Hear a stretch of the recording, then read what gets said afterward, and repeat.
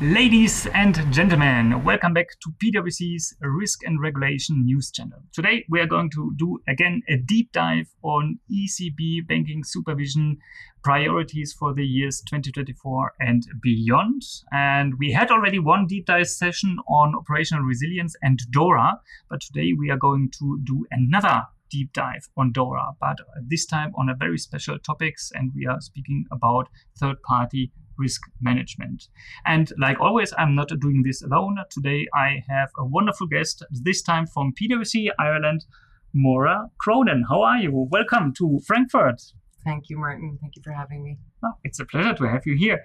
Moira, you are an absolute expert on third-party risk management. For those of our viewers who are not so familiar with this topic, could you please give us a quick overview what third-party risk management actually is and what are the requirements? Thanks, Martin. So third-party risk management is really the risk around outsourcing certain operations, and I think this really comes to play within DORA, the Digital Operational Resilience Act.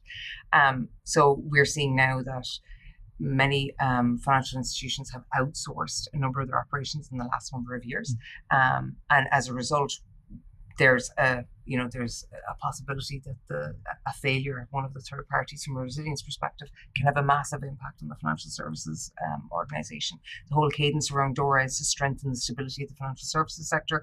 So really, I feel that the legislation around DORA cannot ignore the third parties because they play such a huge role. And we've also seen the impact that Move It had last year, which was mentioned in the DORA BaFin report last week.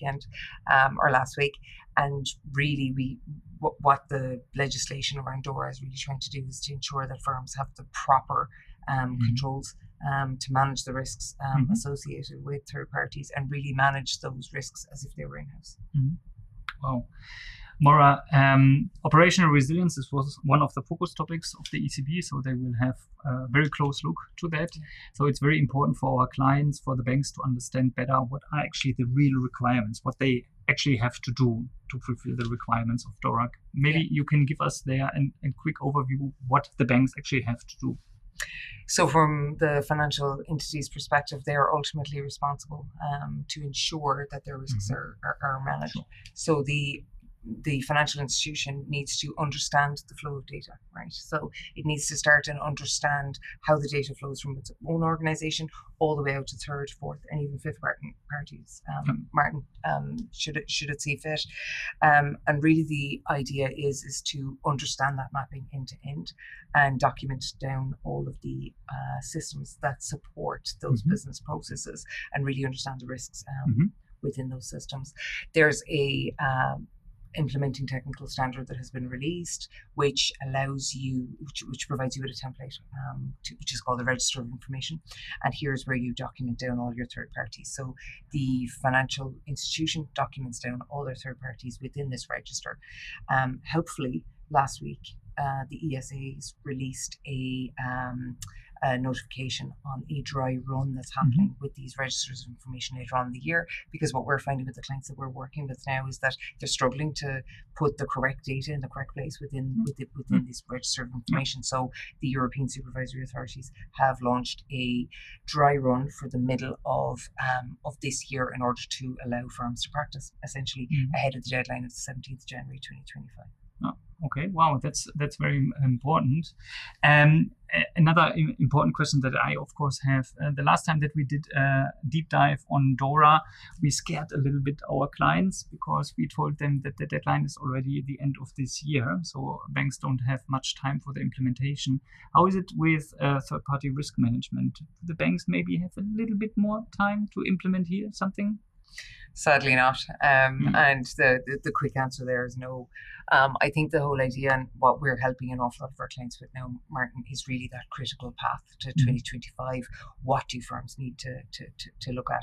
And with all areas of DORA, and not just third-party risk management, but it just so happens that third-party risk management is one that has a huge amount of lead time, and it takes an awful lot longer because you're depending on a third party to actually support you to get this over the line.